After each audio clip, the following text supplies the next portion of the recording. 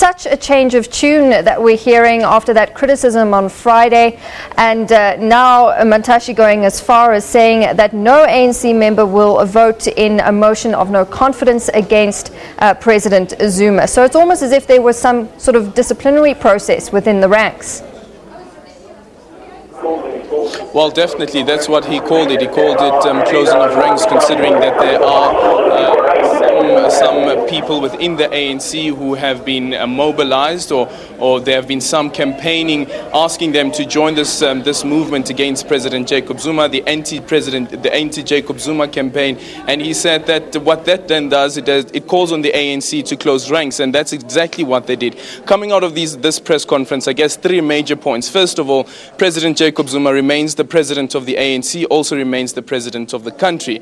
And Gwede Mantashe, they're quoting the resolution of the ANC's 52nd conference, saying that the president of the ANC will be the president of the country. But a question that wasn't answered, which I really think was a fundamental question to quoting that resolution, is a question on whether, if the president decides to resign on his own accord, would the ANC then stop him from resigning, considering that there is this resolution that says that the president of the ANC must remain the president of the country. So that wasn't answered. The second one is the report or slash the letter from the Integrity Committee of the ANC back in December. Remember that they had a meeting with President Jacob Zuma as well as the deputy president of the ANC. According to the letter, it states that there was a call for President Jacob Zuma to resign as president of the country, and that was a resolution that they have taken. However, though, Gwede Mantashe is saying that that letter did not arrive at his doorstep, and it has been indicated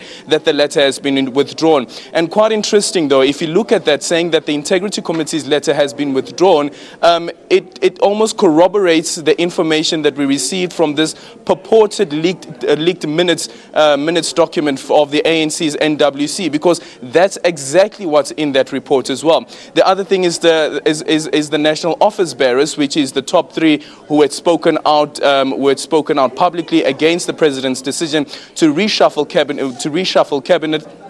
And he says that that was a mistake. And if you read again this email that was sent, the purported email that was sent of the minutes of the NWC, it as well calls on these NWC members, or rather these ANC top six officials, to apologize. Gwede Mantashe also went at lengths explaining that President Jacob Zuma, they knew back as far back as November. Jesse Duarte said this, that they knew back as far as November last year that President Jacob Zuma wanted to reshuffle his cabinet. He had spoken to him about it. And if you look quite interestingly at what happened during November, is that the former ESCOM CEO, Brian Molefe, resigned in December. So indications seem to be that President Jacob Zuma always wanted Brian Molefe to become president, rather to become finance minister.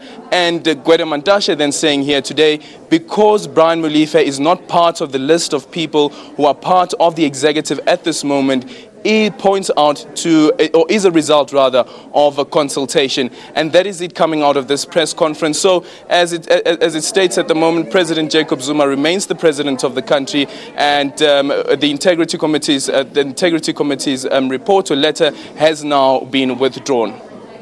Thanks so much for that update. I'm sure we'll get more from you in our later bulletins. Aldrin Sampear live from the Luthuli House after that press briefing. Stay with us. We'll take a short break. More coming up next.